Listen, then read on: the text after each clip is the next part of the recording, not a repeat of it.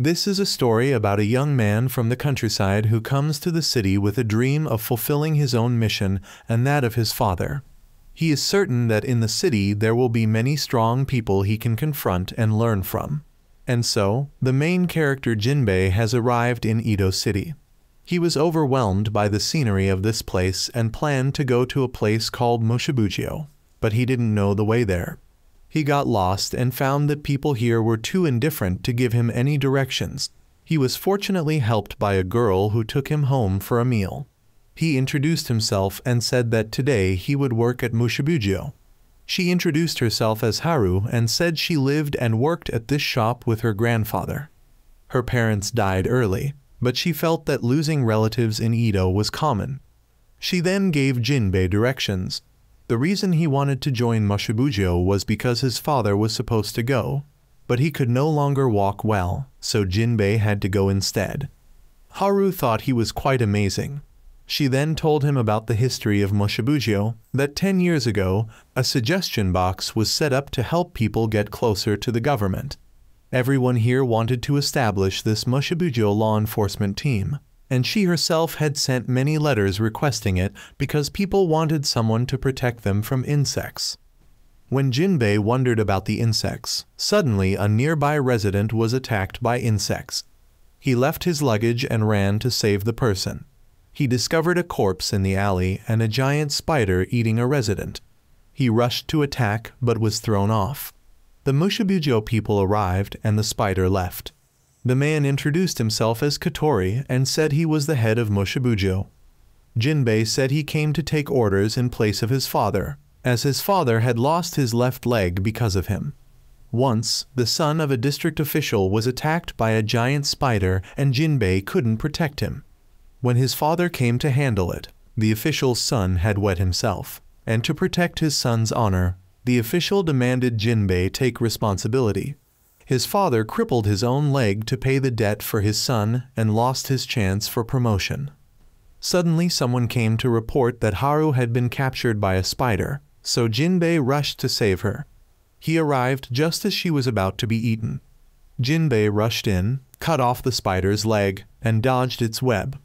However, this was a spider nest and the rest appeared. But at this moment, the Moshibugyo people arrived. A girl rushed in throwing bombs, and Katori introduced her as Hibachi, descendant of a ninja clan specializing in explosives. The second person was Shungiku, known as a criminal. The third was Tenma, a young onmyoji. Katori wanted him to leave it to the experts, but he still wanted to fight. He then confronted a spider, but his sword and legs got caught in the web. Haru screamed in fear, making him remember his father's teaching about a true samurai knowing how to protect those behind him. He then rallied his will, drew his sword to block the spider, and apologized for making Haru afraid. He was determined to become the #1 samurai, so he rose up to counter the spider and pushed it away. But when he defeated the first one, an even larger one appeared. Fortunately for him, the strongest member of the law enforcement team arrived and dealt with that spider. Haru thanked him for risking his life to save her. She realized that her and her parents' wish had come true, that the law enforcement team would be able to protect them from insects. Jinbei then ran after and asked for the name of the person who helped him, but he just walked away. We know that person is Mugai and he rarely communicates with others. Katori asked Jinbei about joining the law enforcement team, and he agreed. The next day, Jinbei joined the law enforcement team and began training there. In the morning, he practiced swinging thousands of times and even went to wake Hibachi up for joint practice. But he entered just as she was changing clothes, so he was thrown a bomb. At the meeting, Katori mentioned that they needed to let Jinbei know about the things to do here, and about the judge, the highest authority and the founder of this law enforcement team. The judge has never revealed his identity, and no one has ever seen his face. Jinbei went to greet Mugai, and Hibachi acted just like him. Their mission here is to exterminate the bugs as he saw yesterday, and no one knows where they come from. Suddenly there was an announcement, so the whole group decided to set out, and Katori didn't allow Jinbei to fight but wanted him to observe, because no newcomers had lived more than 10 days, and they didn't want to waste time recruiting new people. Although very frustrated at being seen as weak, he had to accept it. While walking with Hibachi, they discussed how strong Mugai was and how much they both admired him. Both had been saved by him, and Jinbei wanted to hear about how Mugai had saved her. She recounted the story of her village, which was a ninja village, but since the samurai came to power, ninjas had lost their status. Her grandfather didn't accept this and continued to practice ninjutsu day and night, and she was the only one who could keep him company. She had learned ninjutsu from him, and one day Katori came to recruit her. She accepted and told her grandfather, but he was angry, so she left to maintain the village's tradition. On her first mission, she was saved by Mugai and wanted to become as strong as him. Jinbei saw that she was similar to him, so he was eager to become stronger with her. Suddenly, there were screams nearby and corpses everywhere. A dragonfly appeared, and Hibachi knew this type specialized in hunting at night and was the same kind that attacked her on her first mission. So now she wanted Jinbei to take care of the wounded while she would check the results of her training. She rushed to throw bombs at the dragonfly, but it wasn't enough. She was pushed into the water and couldn't detonate the bombs, so Jinbei rushed in to support her. He didn't use his sword, but would still try to help her. However, she wanted to defeat it herself to prove herself to Mugai, but he thought this wasn't the place for her to show off her talents, so she agreed to cooperate. He then used his sword to swap the dragonfly up for Hibachi to handle. She successfully sliced it to pieces and returned victorious. In the evening, Jinbei prepared hot water for her to bathe, and she remembered that she had hidden from Katori that Jinbei had used his sword, because he hadn't drawn it, so it was temporarily accepted. He asked about her technique and learned its name. He was quite surprised, so he jumped up and accidentally peeped, resulting in him getting a few more bombs. The next morning, Jinbei continued to practice swordsmanship and tried to cut through this rock. But no matter how he slashed, it was useless. However, Shungiku passed by and hit his face on the rock, so he ruthlessly cut the rock and Hibachi's things into pieces. But Jinbei admired how he could easily cut the rock with that chipped sword. He accepted him as his master and followed him all day. But the people scorned and hated him just because he was a criminal. He wanted Jinbei to stay away, or he would be hated too, but Jinbei didn't care. They went on patrol and learned about recent robberies of wealthy people's houses. The culprit always left a hole with sharp cuts on the wall. Shungiku joked that he did it, but he never robbed, though he did kill. In the evening, they finished patrolling and Shungiku went to drink, while Jinbei went to Haru's shop for dinner. Both she and her grandfather were very warm towards Jinbei, and the grandfather noticed that his granddaughter seemed to have fallen in love. Suddenly someone reported a robbery, so Jinbei ran to see and found Shungiku at the scene with a bloody sword. He was arrested and taken to jail, and Jinbei wanted to find a way to prove Shungiku's innocence. But unless he had a good reason, he would never be released. He then returned to ask Katori for help, but he couldn't do it because they would be seen as abusing power by the people. Angry, he ran to saw open the jail to rescue Shungiku. Shungiku wanted him to stop doing stupid things, but when he heard that Jinbei chose to believe him, he took the saw and cut through the cage to escape. They were quickly hunted while Katori went to find the judge and informed him about Shungiku's background. He was the son of a notorious gang leader, but he couldn't kill people as his father ordered, so he was despised by his father. But his mother was kind, so he seemed to inherit her personality, and he had promised his mother that he would never kill. However, one day, when he returned home, he discovered his mother was severely injured and his father was by her side. Thinking his father had harmed his mother, he went on a rampage and slaughtered the entire gang. From then on, he decided to deal with anyone who dared to stand in his way. He had killed a total of 99 people and was called the 99 Killer. The officials surrounded both of them, and Jinbei stood up to explain for Shungiku. But at this moment, the bugs appeared. This time it was mantises, and they cut Jinbei's sword in half with just one strike. Shungiku asked Jinbei to evacuate the civilians. He and the officials helped people evacuate while Shungiku dealt with the mantises alone. However, the officials still took the chance to attack him sneakily. At this time, Mugai met an old teammate of his. Previously, he was a member of the Insect Hunters Association but had left it. Shungiku was seriously injured after the sneak attack just now. He was about to kill these two officials, but Jinbei came to block the attack for them. He still spoke up to explain for Shungiku. Actually, years ago, Shungiku had misunderstood his father. Kotori had informed him that it was the Insect Hunters Association that had killed his mother. Nevertheless, the officials still hated him for killing their comrades. Jinbei still chose to believe in the current him. They then split up to deal with one bug each. Shungiku effortlessly sliced one to pieces while Jinbei successfully used his blunt sword to block attacks from the mantis and let Shungiku finish it off.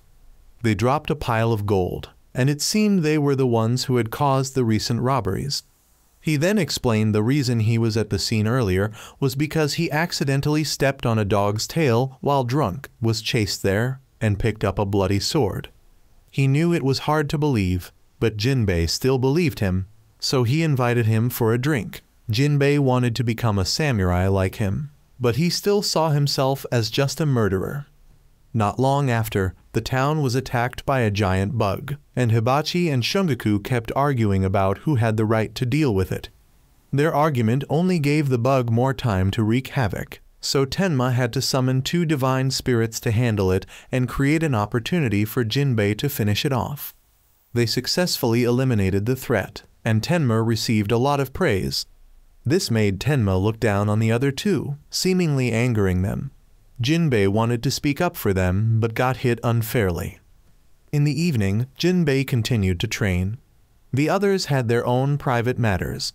Only Tenma seemed autistic, just eating dinner and talking to the paper dolls of his parents, as he only had these two paper figures as companions. Tenma saw daily effort as a goal to strive for. Suddenly, Tenma saw a centipede and screamed loudly, causing Jinbei to come check. At first, Jinbei thought Tenma was afraid of the ghost in the book, but after inquiring about everything, he realized Tenma was reacting to the centipede and learned that the boy was afraid of long-bodied insects. When he was young, Tenma had witnessed an entire orange tree being eaten by worms without a single fruit left. Tenma didn't dare tell this to anyone. Although he knew it would affect his work, the boy wanted to overcome it himself. That was the path to becoming a true onmyoji and making his parents proud.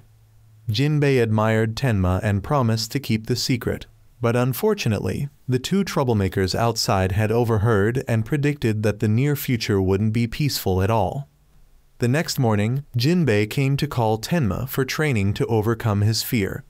They sneaked behind the warehouse because fewer people came there. Jinbei used worms and stood from afar, then slowly approached to test Tenma. From a distance, he wasn't afraid, but when close, the boy was so scared he hid under the house. Suddenly, the two troublemakers came and pretended to know nothing. They gave Tenma a bag, and when he opened it, it was full of centipedes. Tenma thought Jinbei had betrayed him by telling these two and ran away. Jinbei was very upset, but he had no authority to threaten the other two. However, hearing Jinbei speak to their faces and then run to find Tenma made them feel a bit guilty. Tenma later met a boy he had encountered in the previous battle. The boy greatly admired Tenma and even drew two paper dolls for Tenma to see. Jinbei was feeling more at ease when Haru suddenly ran over to report that insects were coming. The other two had already gone to battle, and Jinbei and Tenma arrived later. Tenma was shocked when the enemy this time was a giant centipede. Everyone understood Tenma's situation and told him to stay back and not push himself too hard. Tenma still wanted to help, so he summoned two divine spirits to attack. But his fear made him weak, and he became an obstacle. Tenma then had to encourage himself and decided to move forward and use the divine spirits to make the centipede fly up for everyone to handle. The boy then gradually gained confidence to approach and hit the centipede. Jinbei tried to encourage him, but was called a traitor by Tenma. so the other two had to confess that they had eavesdropped. Tenma thus gained more motivation and was further encouraged by nearby residents, becoming stronger and successfully getting closer to the centipede so the divine spirits could hit it. The centipede was then thrown into the air, and the other three rushed up to cut it into pieces, bringing victory. Tenma then received praise and encouragement from everyone. Meanwhile, Kotori reported to the judge that the person they sent had been eliminated. But for now, they didn't need to worry too much because Mugai was still protecting this place well. The next day, Tenma came to show off that he could confidently stand near a worm. But when Hibachi tested him, he nervously made his divine spirit punch all three of them away. That evening, Kotori suddenly informed Jinbei that he was about to go on a mission with Mugai, and more importantly, Mugai himself had chosen him for this mission. The next day, Jinbei excitedly went to tell Haru this good news, but accidentally tripped and fell on her, causing some uncles who were her fans to come and beat him up. Jinbei then boasted to her about being chosen by Mugai to go on a mission together and again accidentally touched her, making the uncles stand up again.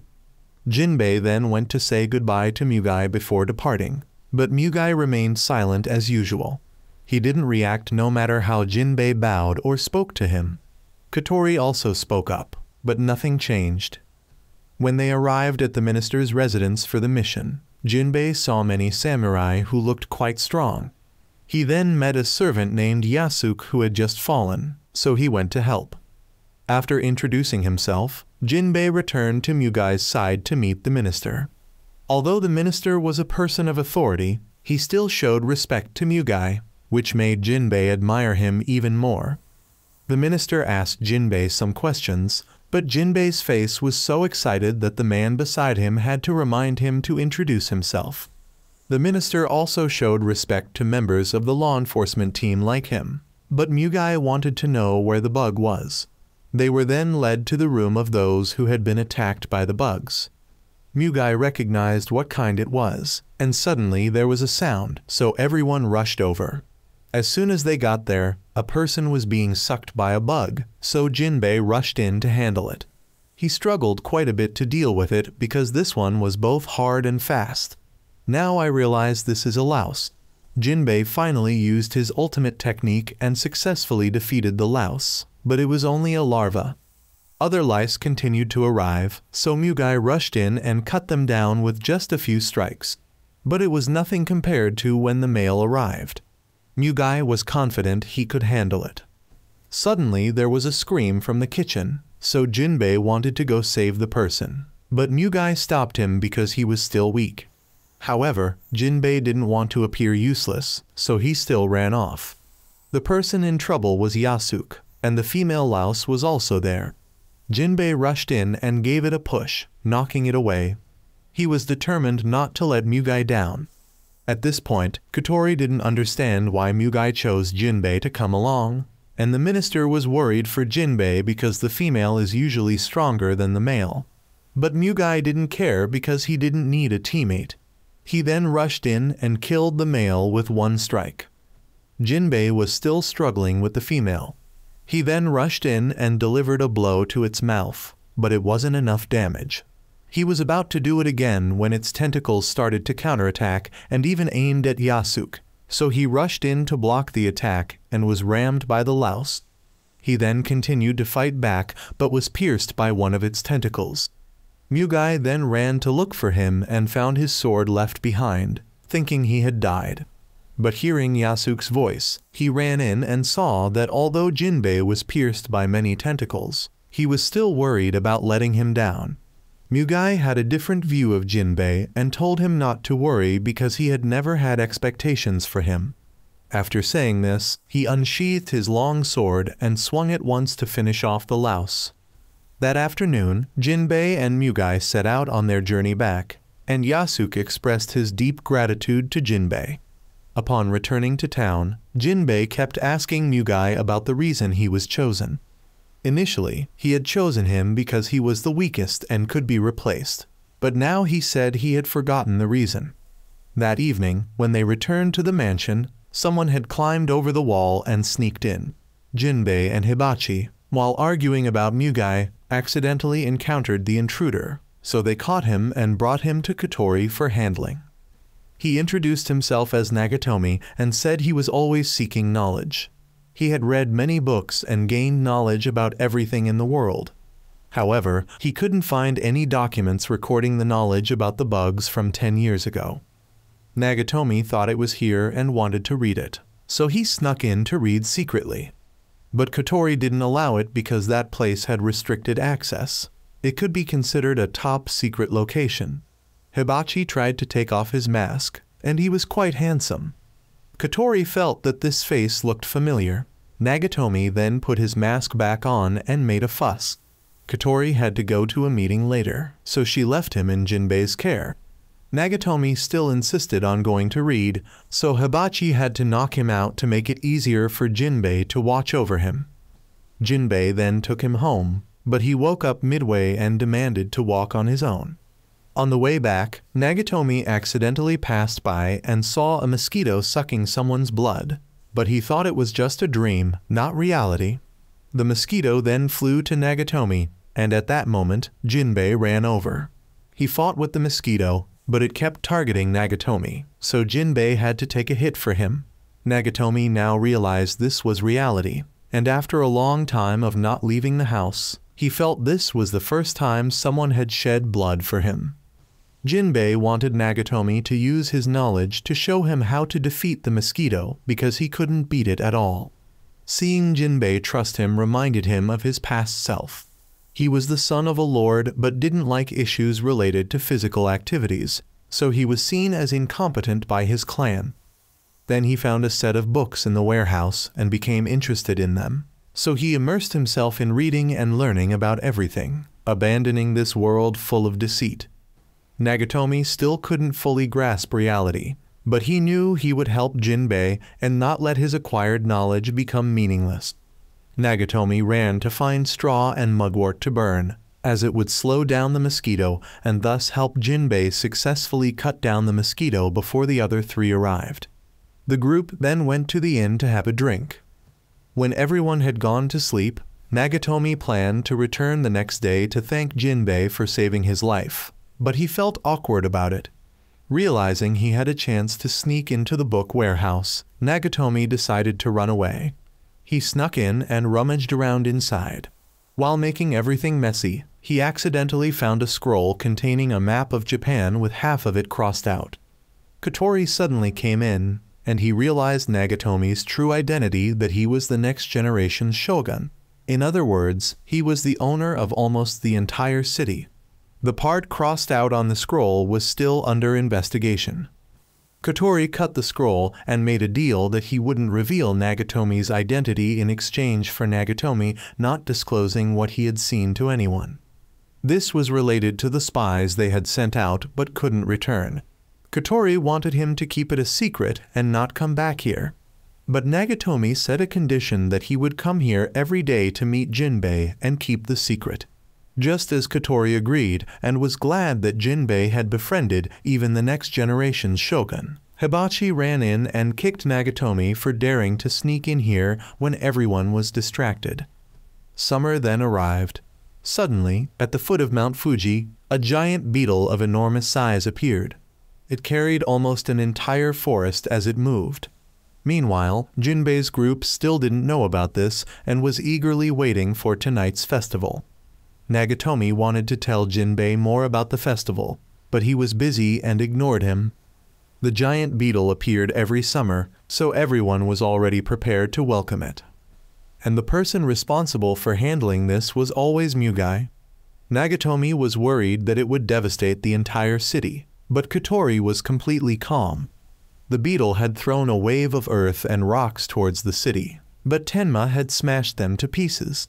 Hibachi and Shundoku took care of the rest.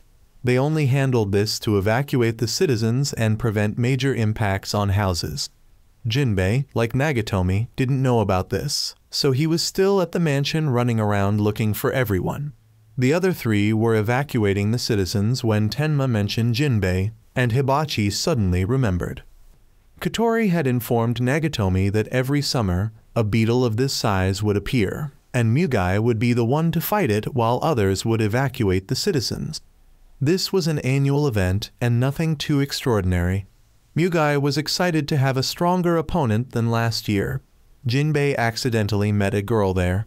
She said she wanted to find a place to watch fireworks but wasn't allowed to leave, so Jinbei thought she was the daughter of some nobleman. Mugai had tied up and flipped the beetle over so it couldn't move further.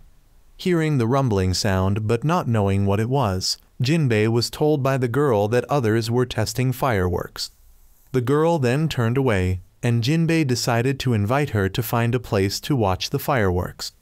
Hibachi came to inform Kotori that everyone had been evacuated, and she was about to go help Mugai. But Nagatomi also tagged along, forcing Kotori to follow to protect the future shogun. Back to the battle, Mugai was fighting and planned to cut off the beetle's proud horn. The citizens were all on the mountain, drinking and watching him fight. Since this happened every year, everyone was used to it. When the beetle tried to fly up, Mugai detached his sword, swung it around to create a shield, then launched it into its horn and pulled it back. At the same time, he shrank the sword to let the inertia pull him forward. As he flew towards it, he swung his sword and managed to saw off its horn. Jinbei, after spending a day with the girl looking for something to view the fireworks on, couldn't find any mat, but the girl managed to find one herself. They chose a watchtower as a good viewing spot. After cutting off the horn, Mugai's sword absorbed it, causing the blade to grow larger, and with one strike, he finished off the beetle. That night, fireworks were launched, and Jinbei watched with the girl. Jinbei had never seen fireworks before, and the girl apologized for not letting him watch with his teammates, but he didn't mind. The finale was a firework made by Hibachi herself. The girl gave Jinbei a bell as a reward for helping her watch. Just as Jinbei noticed the beetle and thought it was a hill, the girl had disappeared. That night, all the high-ranking officials like Kotori returned to report to the judge. As expected, the girl Jinbei met earlier was that judge. According to the plan, at this time each year, the judge would leave her position for a while, and the insect hunting group would target her during this time. They summoned numerous insects to keep them busy. Everyone was exhausted, but Jinbei still tried to appear energetic despite his dark eye circles. As bugs came again, the other three went ahead, while Kotori told Jinbei to rest for a while to regain strength. The woman from the hunting group had her eye on him.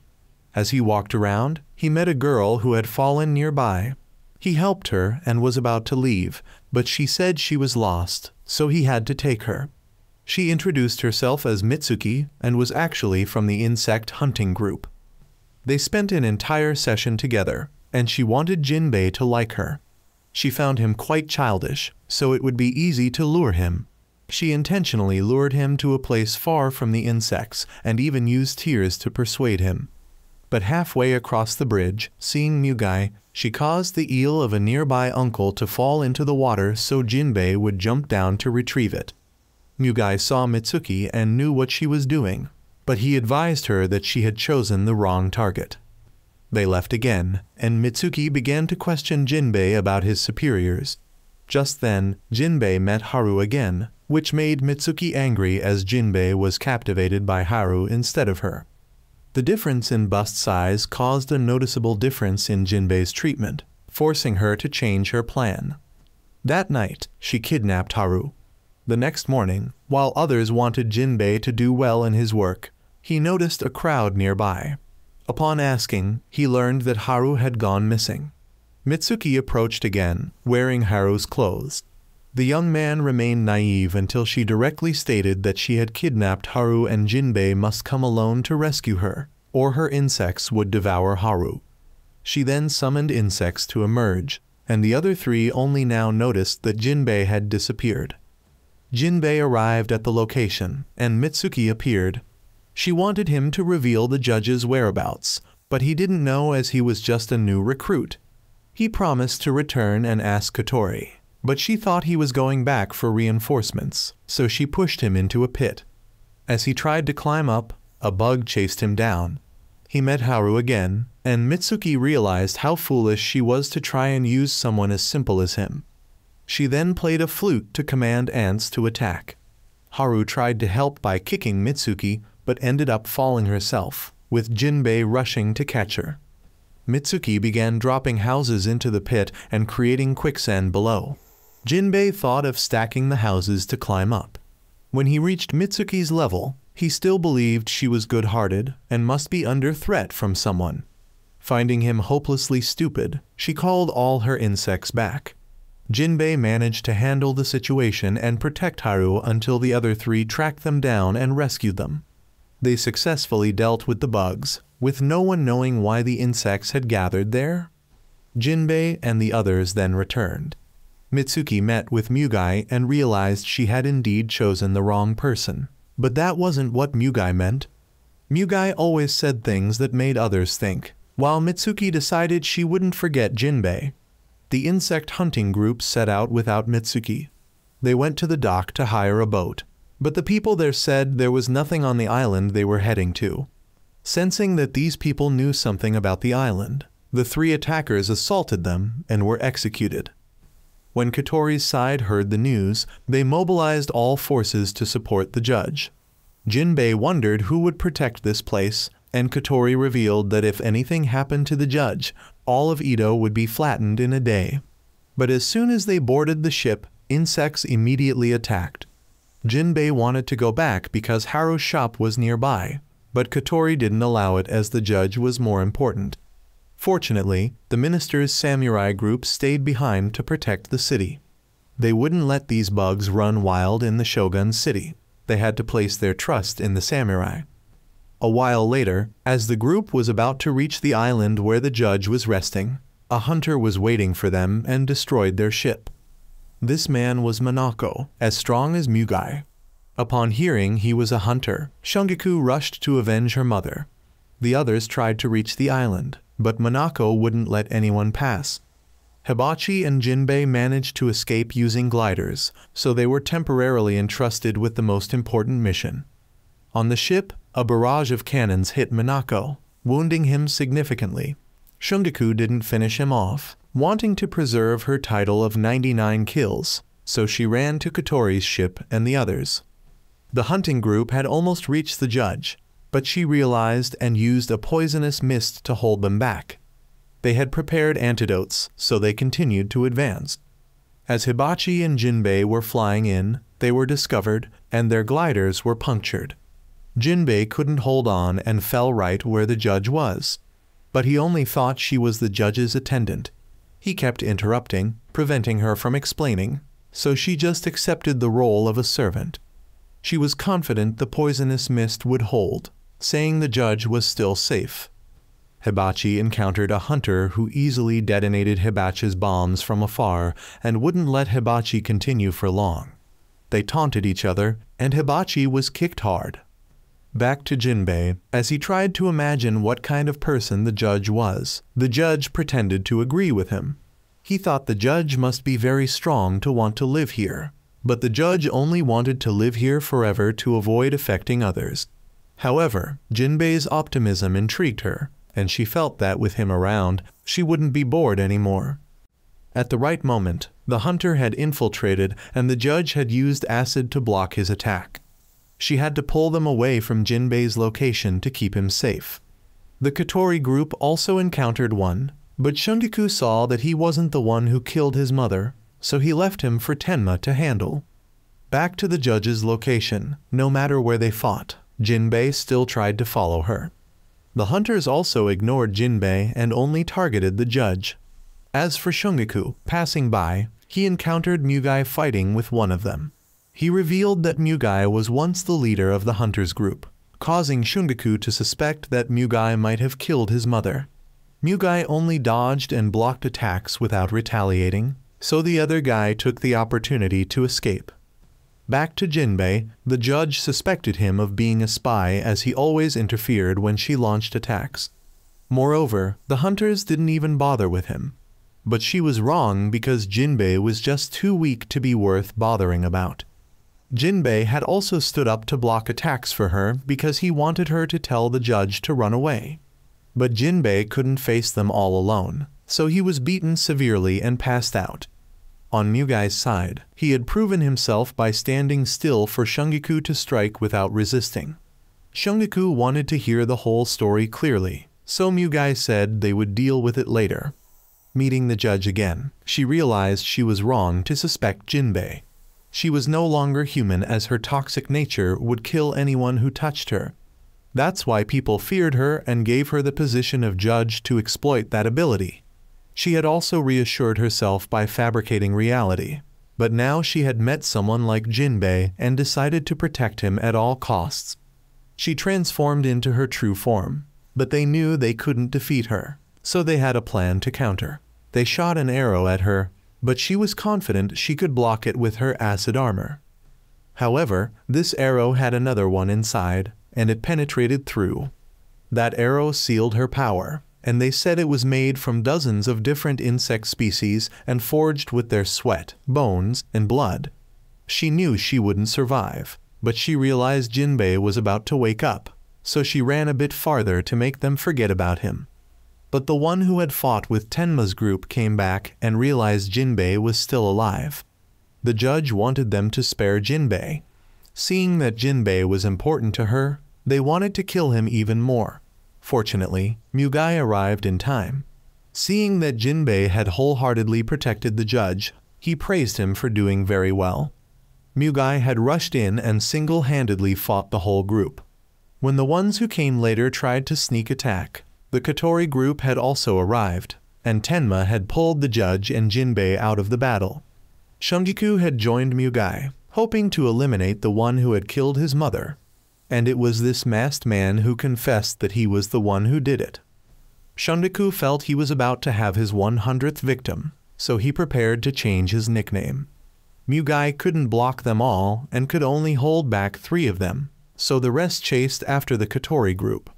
Shungiku's sword broke after one strike, so he stopped to take a sip of alcohol before continuing. He used 3 swords, but held 2 in one hand instead of putting one in his mouth like some green-haired guy who often gets lost. His swordsmanship broke this guy's weapon and then delivered a final blow to finish him off. And now he was the 100th murderer. Back to the Kotori group, the judge thought he did very well in sending Jinbei. Just then, one of them jumped out and smashed the ground, causing the area to shatter. This guy and Kotori both fell down the mountain. The judge and Jinbei were also separated from the other 2, so she took Jinbei away from this dangerous area. However, she didn't notice that Jinbei was experiencing a very strange phenomenon. After going a distance, the judge was chased by another one, who, according to the current leader, was the most devoted to the mission. He was about to launch a fatal strike when Jinbei stood up to save her. However, now Jinbei seemed to be awakening his latent power. His speed and physical strength improved dramatically. He went to pick up a sword without paying attention to the other guy. When he shot fire from his blade, Jinbei quickly circled behind and killed him with one strike. The hunters group saw that things weren't going well, so the leader sent someone to support the other side. And now the current and former leaders of the hunters group would have a chance to confront each other. Jinbei noticed there were still many enemies around, so he set off and left the judge there.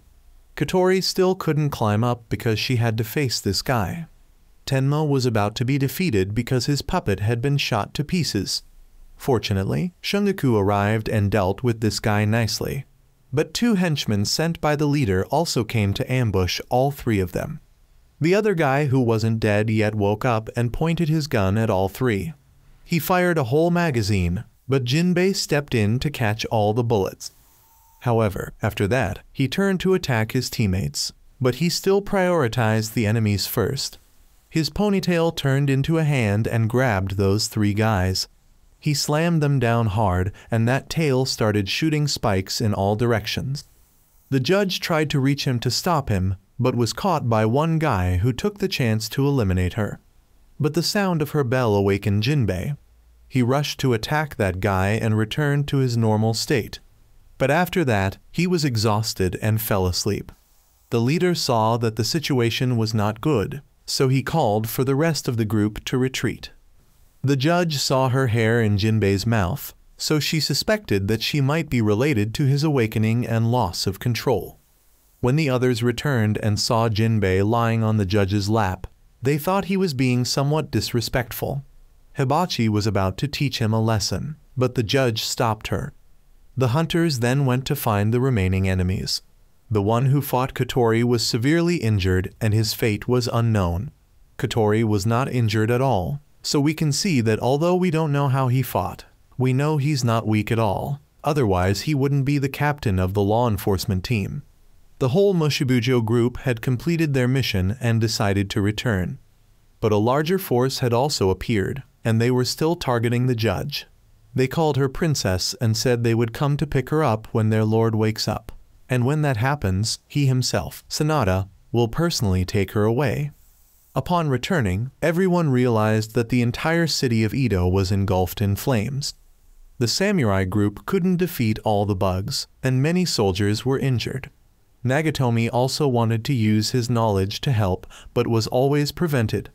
Haru was captured by the bugs while protecting the children. Fortunately, Jinbei once again arrived in time. Jinbei's father had also come down from the mountain, and with just one leg, he had taken down a mountain of bugs. Meeting his father again, he taught Jinbei another lesson, that he must always be ready to fight and not let his guard down in any situation. He checked his son's technique, and that night everyone had a party to celebrate the victory. Jinbei didn't remember what happened on the island, but no one was allowed to tell because Kotori said he needed to find out more. Jinbei wanted to meet the judge, but still didn't have enough authority. That night, the father and son talked to each other. Jinbei felt that he was still too weak and had damaged the honor of the family technique. But his father called him a fool for trying to protect something when he hadn't even mastered the sword technique yet. He advised him to practice more, and tomorrow he would take him on a training trip. As for the judge, she had informed Mugai about how her hair had caused changes in Jinbei and suspected that Jinbei might also be an insect hunter like Mugai. She had now started to become uncomfortable with loneliness, so she sneaked out to find Jinbei. She saw him practicing and was about to run out, but when she saw him talking to Haru, she hid away. He decided he must become stronger to protect the judge and this city. Then the next day, Jinbei set off for training. Both father and son had overcome countless difficulties to climb Mount Fuji, and he decided to teach him the technique he invented when he was young, but the son kept interrupting, so he punched him once. Because Kotori only gave him 3 days to practice, he taught Jinbei the first ultimate technique, which was to use the sword but strike down like a hammer. He then caused Mount Fuji to be on the verge of eruption and gave his son 3 days to learn that technique and strike at this position to stop it before the city below the mountain was burned down. It had taken him 5 years to learn, so he hoped his son could learn it in 3 days. But after a whole day of practice, Jinbei could only cut rocks, but couldn't make the hammering strike like his father. On the night of the second day, the father saw that he indeed inherited his wife's dexterity. He decided to sing a lullaby to help him sleep. On the morning of the last day, as soon as Jinbei woke up, the lava had reached the foot of the mountain. His father said this was his last chance. He focused and prepared to face this challenge. He parted the lava to both sides and ran to the middle of the mountain, then delivered the hammering strike. The lava then slowly flowed down.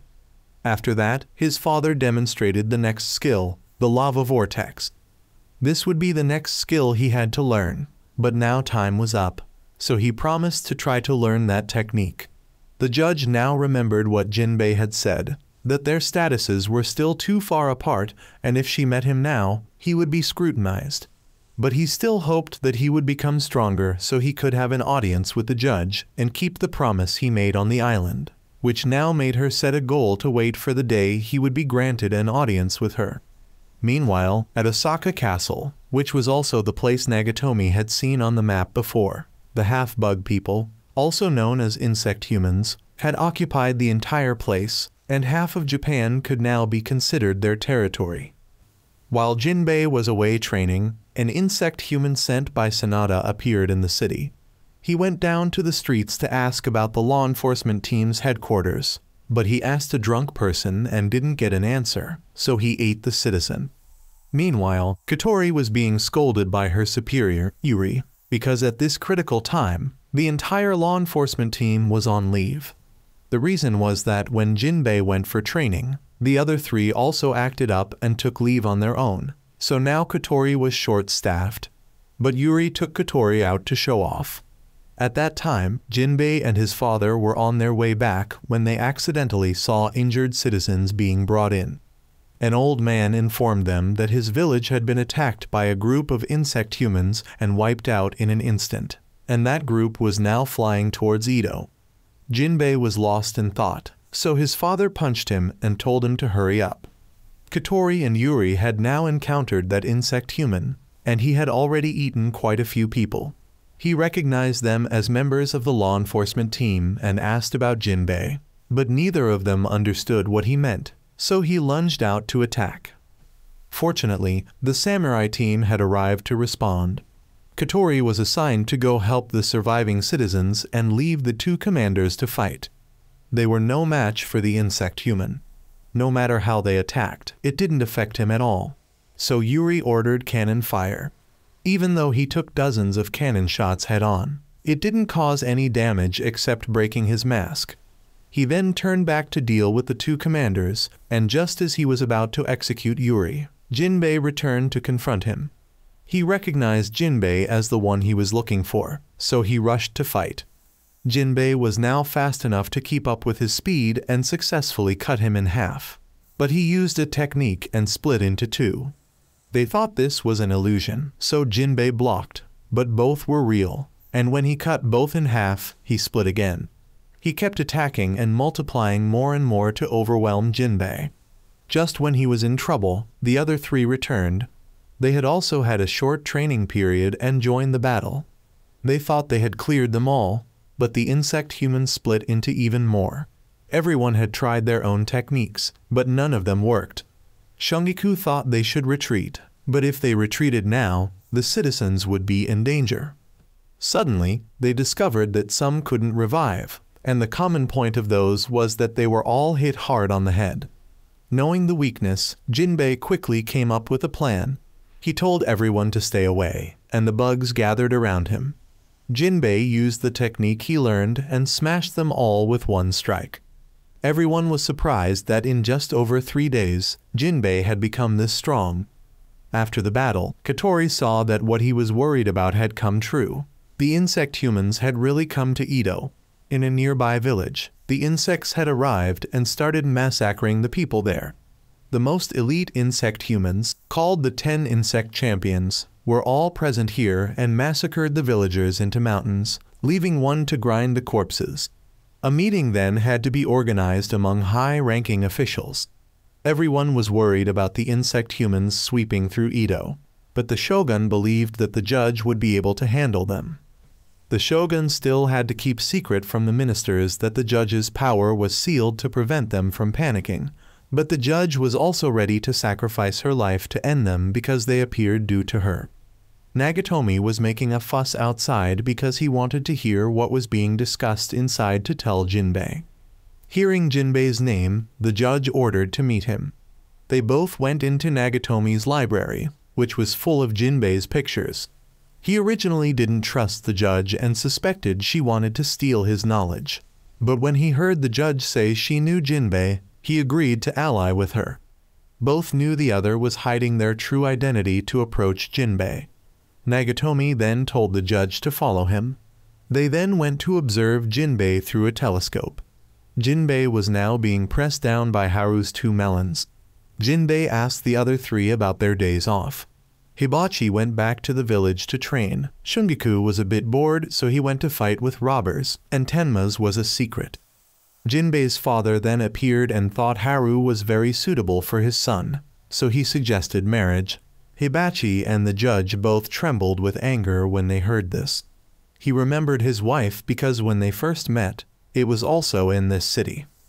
Jinbei wanted to hear more about his mother because she had died early when he was young. When he first came to Edo, he met Jinbei's mother. They both saw each other as worthy opponents, so they decided to duel, and then became closer, which led to Jinbei. End of story.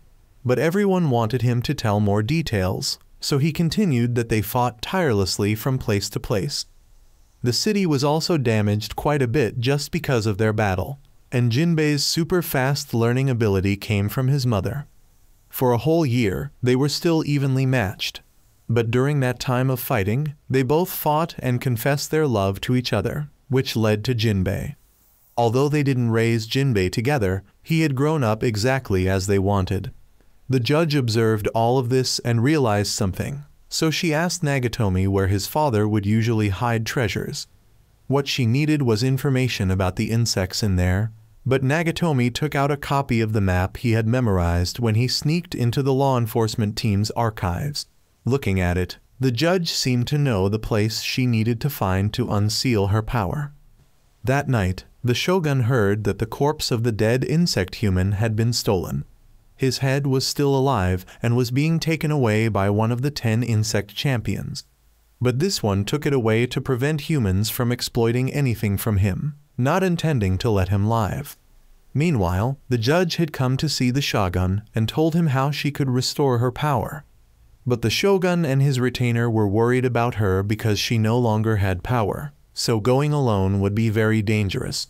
She decided to let the retainer go with her and added one more condition. The next day, Jinbei was called to go with the judge. He waited for a long time without seeing anyone he needed to escort, so he thought he was at the wrong place, but the judge had been waiting for him here. He still thought she was just an attendant of the judge. As soon as they left the city, the insect humans showed up. Sanada announced that he wanted to meet the shogun of this place. Jinbei at this time was curious about his mission, but neither of them answered. On the way, Jinbei thought the retainer following them was the judge, so the real judge had to explain that he was the southern shogun, and there was a rumor that he was the smartest person in Edo. Meanwhile, Sanada had come to meet the local lord. He proposed that the lord build him a ship that could carry 1,000 people without any problems, and in return, he would withdraw all troops from this land. Because this place had good wood and carpenters, that was all he needed. Hearing that the deal was beneficial for the people, the lord agreed to listen, because Sanada had assured that he would not break his promise. Back to Jinbei's journey, everything he did was criticized by this southern shogun, from walking to helping people. He thought that if Jinbei went to help someone, and it turned out to be a trap, what then, because this girl's life was the highest priority mission? He then continued to criticize the things Jinbei did as meaningless and claimed that Jinbei were not suitable for this mission.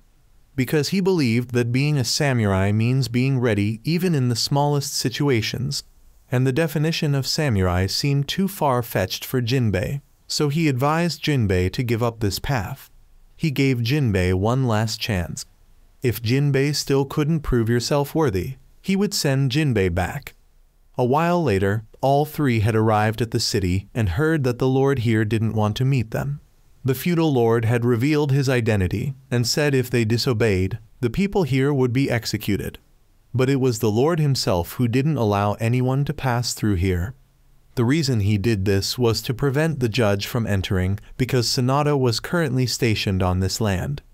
All three knew that no matter what they did or said, they couldn't get in, so they went around behind a slope on a mountain. The judge almost fell if the two hadn't caught her in time. Jinbei had to carry her on his back to be sure, and she felt that Jinbei should just be himself. All three had circled to the back gate of the fortress, but there were still guards here. Suddenly, an eagle swooped down and caught a snake, causing all three to be discovered by the soldiers and chased. Jinbei turned back to cut down a tree to block the way. The three then hid up in a tree and waited until nightfall to start sneaking in, but suddenly a bug human appeared and killed all the soldiers. He called himself Nedzu and was one of the 10 bug elites. He could smell them, so there was no hope of hiding. Jinbei stood up to face him so that the other two could go ahead. The feudal lord wanted him to prioritize the mission, but the judge told him to do what he wanted freely. Nedzu was about to chase after them when Jinbei rushed in to block him. The two exchanged a few moves, and this guy only aimed at weak points.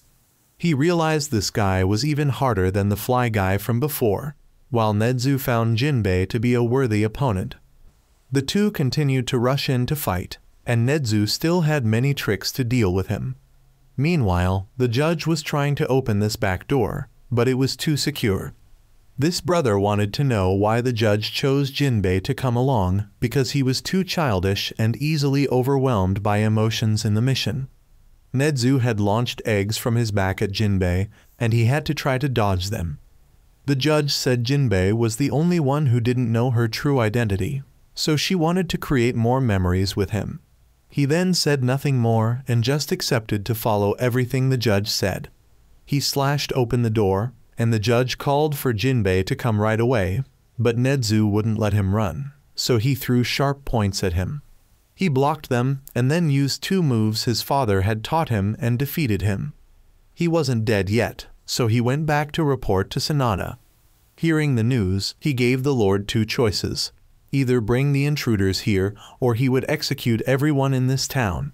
He knew the intruder was the judge. The next day, the Lord made a request to the people. But the people thought it was the government's business, so Sanada took out the dead bodies to threaten them into complying.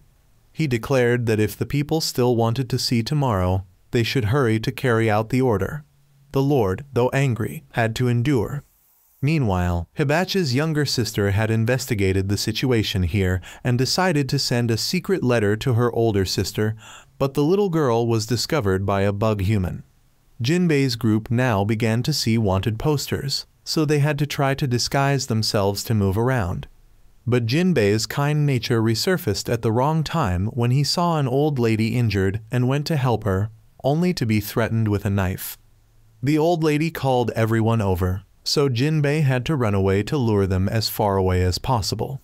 He hid in an alley but was stabbed in the hand by a little boy. He didn't want to harm the villagers, so he tried to run away. But a group of bandits came, and they also wanted to hunt Jinbei's group.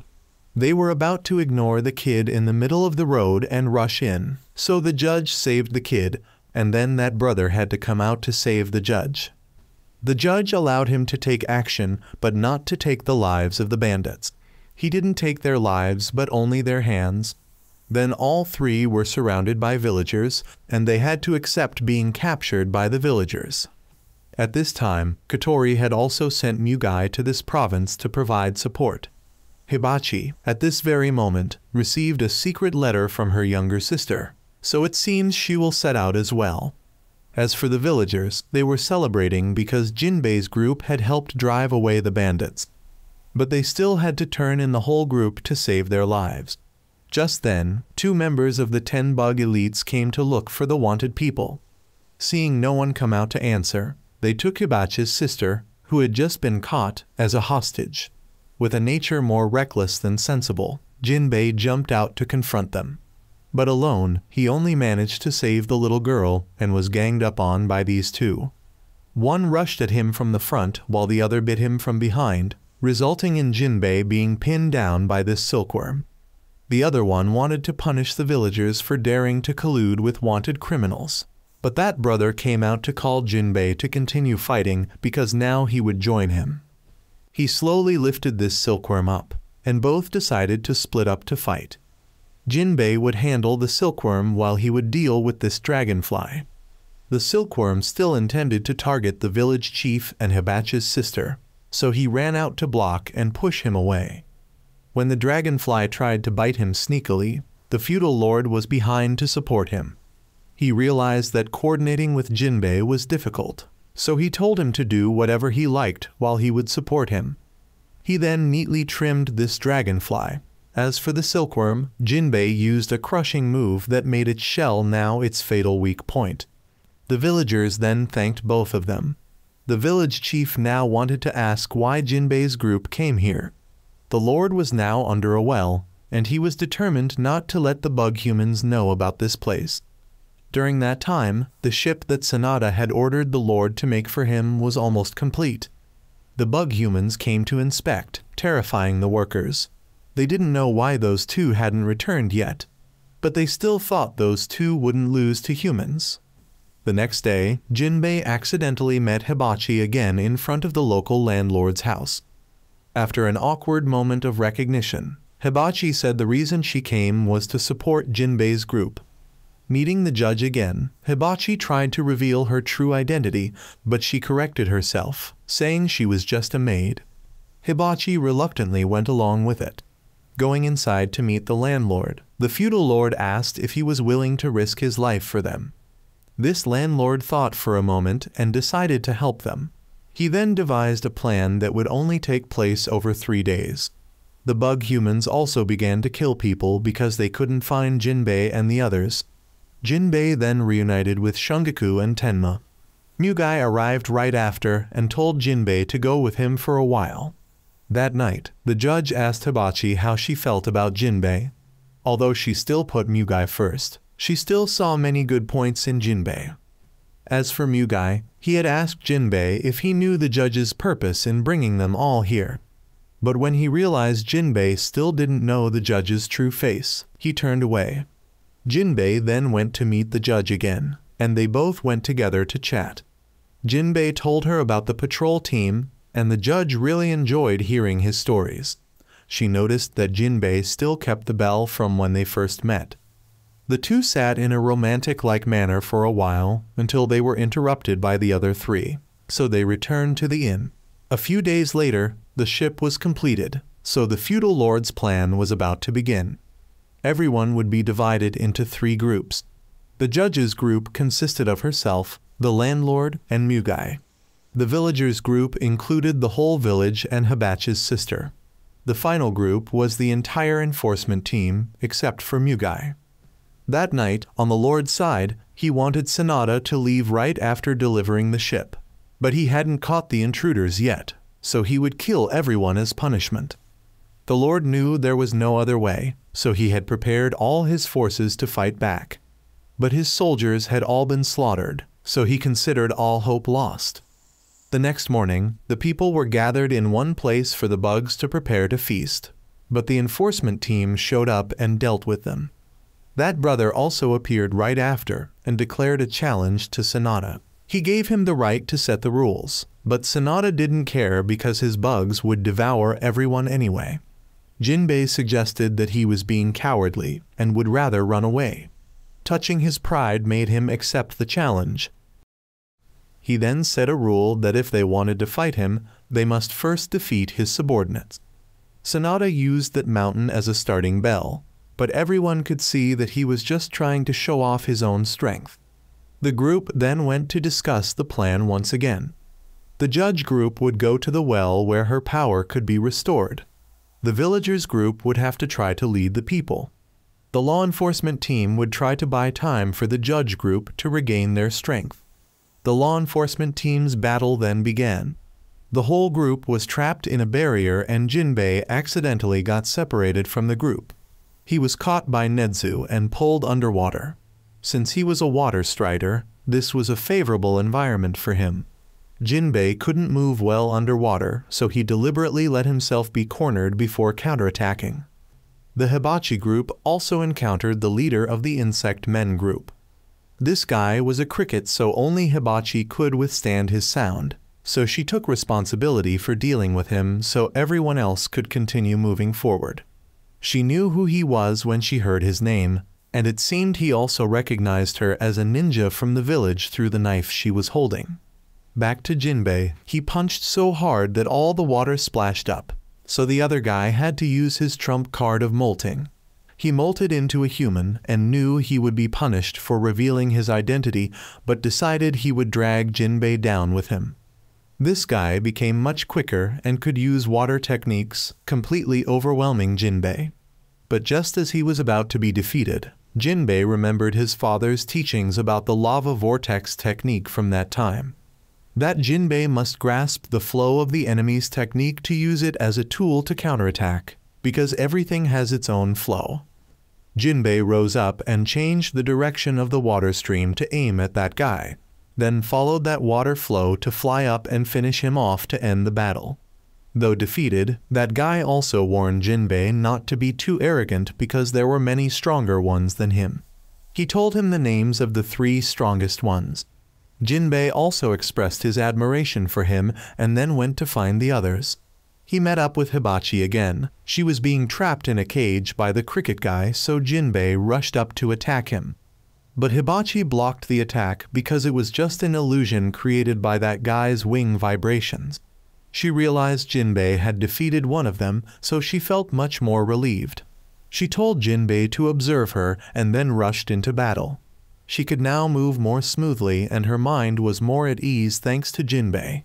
She was determined to defeat him and become the #1 ninja. She then threw a series of bombs at him, but he created ultrasonic waves to block them. She threw shuriken, but they flew right through his body. She saw that Guy had revealed a forbidden technique that belonged to the ninja village. She remembered the story her grandfather once told about someone who had killed his master and stolen the forbidden technique. Why does this sound so familiar somehow? And that person was right in front of her now. He decided to get serious and molted to fight. He released a miasma and became invisible. Hibachi was immediately chained up and burned. She stabbed herself in the leg to escape that illusion. He used another illusion to make her meet her grandfather. He took her to bandage the wound and decided to accept her efforts, thinking that after this he would stop being a ninja. But his words revealed he was fake, because her real grandfather never wanted to give up being a ninja. Unable to target Hibachi, he switched to targeting Jinbei. Jinbei was repeatedly tricked by images of Hibachi in danger and attacked her. But when she lured him to hit his head on a tree, the illusion disappeared. He was then tricked again and made to run off somewhere else to play. Hibachi was then surrounded by 4 illusions of that guy, so she used bombs to escape and was then caught from behind by him. The Shungaku group had now entered the stronghold to face the remaining enemies. Hibachi realized he created illusions by flapping his wings, but he didn't care if she discovered it or not because he had already won anyway. He tied her to a stake and started mocking Jinbei. He kept trying to climb up and falling down over and over. The more stupid he acted, the more that Guy mocked him, until he finally rose up and grabbed the illusory Hibachi, realizing it was just a tree branch. Hibachi still chose to rise up to protect him, and once again freed herself from the illusion.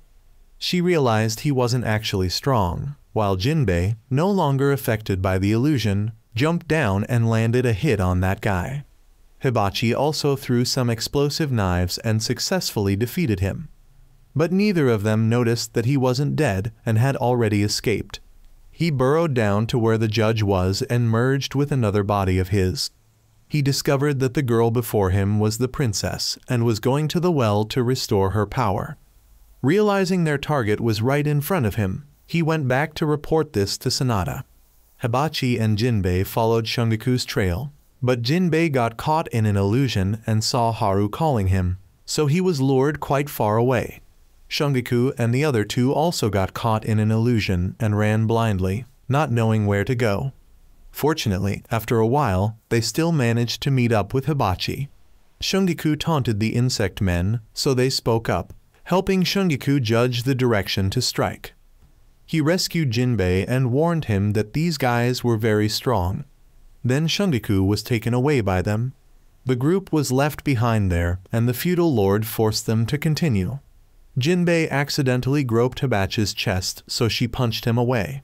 He said he didn't want to be a burden, so they should go on, and he would still follow.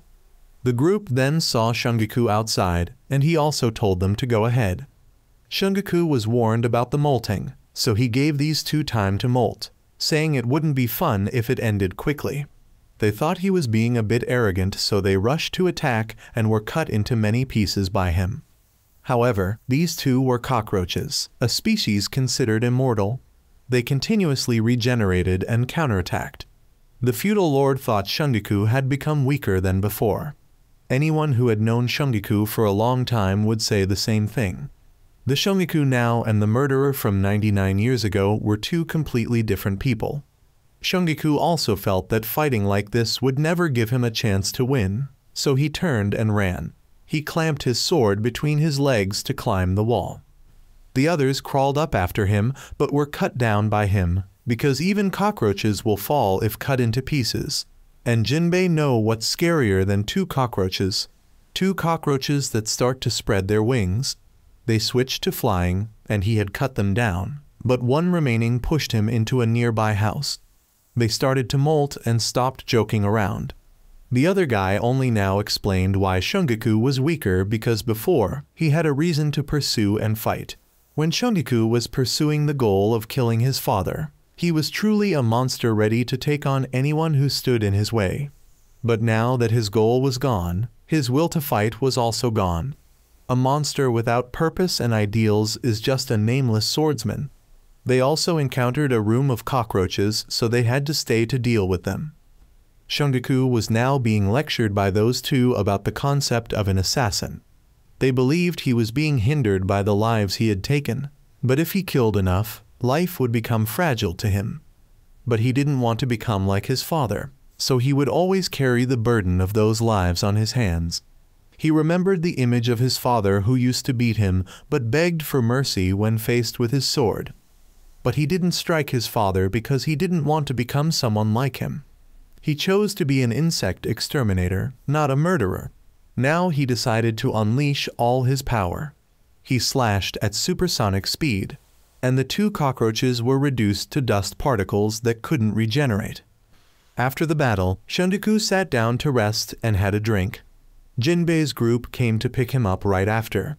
They saw that now there were only 3 left and Sanada. The group then encountered a problem as there were 2 paths. So Jinbei and Tenma went one way, while the other 3 went another way. They all thought there were only 3 insect elites left because Hibachi thought she had really killed that cricket. Sanada had ordered his remaining subordinates not to show their faces if they were defeated. The ninja was currently following the judge, but hadn't acted yet. Tenma was now afraid of everything, from getting lost, dark places, narrow spaces, high places. Jinbei noticed this, but Tenma said he would calm down soon, so it was okay. Jinbei asked about Tenma's parents, and the boy said he had been separated from his parents since he was young, so he wanted to become famous to meet his parents again someday. And then both of them encountered one of the insect men group. He wanted to duel one-on-one with Tenma, so Jinbei had to temporarily stay out. This guy decided to teach Tenma about true justice and believed that he himself was the most righteous. Tenma now could gradually shape his own fighting style. One spirit god leaning towards speed would attack with full force to hold down that grasshopper, while the other spirit god leaning towards strength would be used to strike.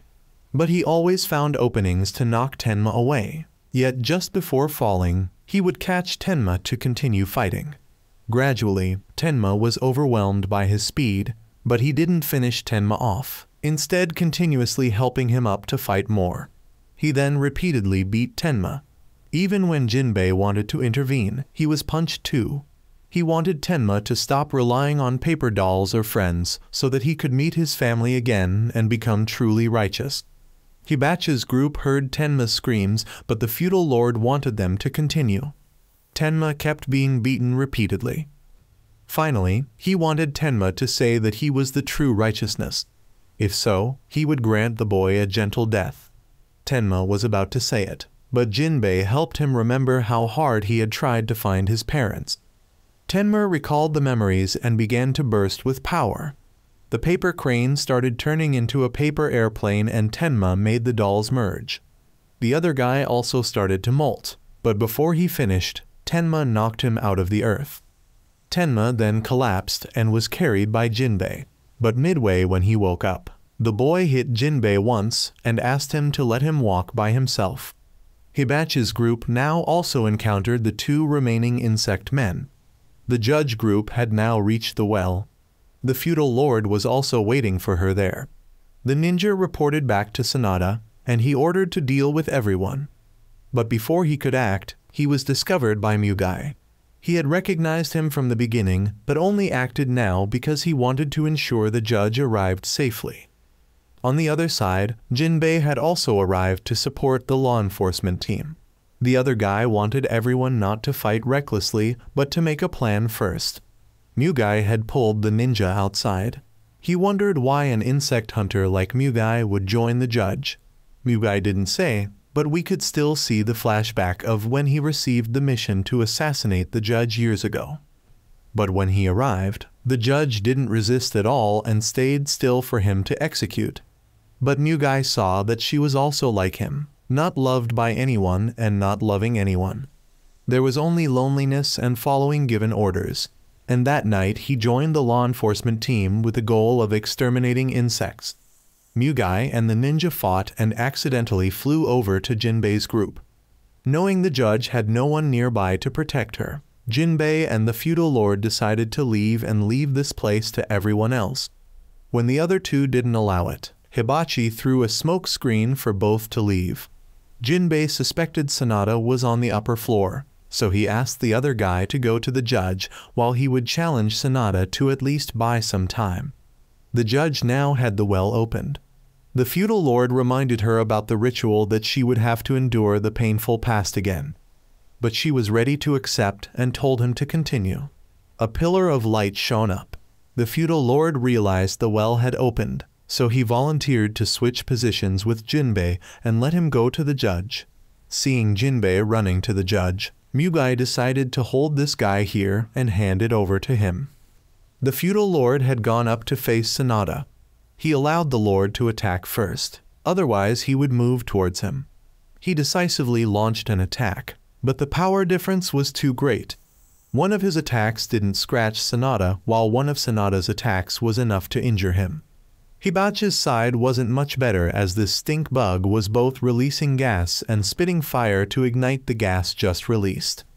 Tenma's spirit god had been burned, but Hibachi had to fly them both away to dodge the fire, but he shot fire arrows after them. Meanwhile, Jinbei had also reached the judge. The feudal lord had been shot and lost an arm, but he would still try to buy time. Years ago when he met the judge, she was just like a tool of the nobles to drive away insects. She was almost soulless then, but through this journey, he had seen her true emotions. He then lunged forward and had his sword broken by Sanada, but he still managed to stab him once before being struck down by a technique. He decided to place his trust in Jinbei, believing that he would be able to keep the judge safe. Meanwhile, the Hibachi group still hadn't found a way to deal with these two. The judge had now informed Jinbei about what would happen if humans and insects entered the well. Humans would die, while insects would become stronger. She was about to reveal her true identity, but was once again interrupted by Sanada. Mugai was also busy with the other one, but he was confident that he had figured out his trick. The two individuals near Hibachi had now transformed to get serious. As for Sanada, he stood talking about how he had entertained himself with the feudal lord and how samurai kept talking about justice while being unable to protect anyone. Jinbei, angered, charged at him but was blown away. Sanada knelt down, calling the judge princess, and wanted to take her to meet his master, but she refused, so he intended to force her. Jinbei had returned and used all his techniques to buy time for the judge to enter the well. He knocked Sanada up and rushed in to launch a pounding attack. The judge had entered the well and was reminded of her painful past. Sanada, despite taking 2 hits, showed no signs of being affected, making Jinbei think he had defeated him. Mugai had now figured out the trick behind the illusions and easily stabbed the other one. He took the opportunity to absorb his power and return to the well. Sanada had now gotten up and attacked again. Jinbei rushed in to launch a pounding attack, but Sanada didn't bother dodging because it was too weak. He launched his technique and shot straight into the well to let the poison down there eliminate Jinbei, but thanks to this, Jinbei accidentally saw the judge's painful past. When she was young, she had saved a bug despite many people's objections, but her parents had to indulge her wishes. Then when the palace was attacked, she chose to save the bug instead of herself and was shot dead. But perhaps the bug had saved her by symbiosis. When she woke up, no one recognized her anymore, and wherever she went, people died. Even her parents didn't recognize her and were gradually killed by a poison. She realized she had been transformed. She looked back at the bug and saw that it had given her power, and the poisonous air around her would kill anyone who came close. Suddenly, she noticed Jinbei in front of her. She realized that Jinbei had seen her past. Just because she pitied the bug, she had brought disaster to everyone.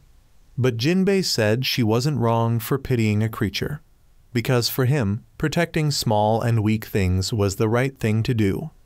The judge thanked him for helping her feel human warmth once again. Jinbei also thanked her for encouraging him with her smile.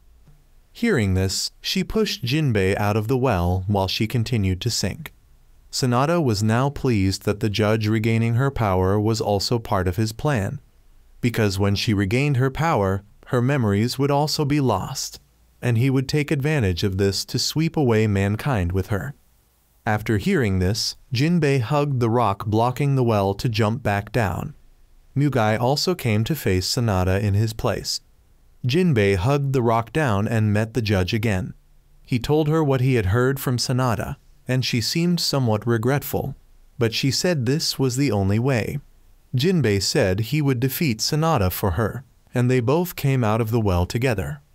The hibachi side had now been reinforced by the bug repellent that Nagatomi had previously applied. This was their chance to counterattack. Sanada had knocked Mugai away and was chasing Jinbei. But Mugai hadn't fallen yet, so he ran to block a hit for him. Sanada was formerly a general of the judge's house, but he had been grabbed by that bug when he was pinned down by wooden beams.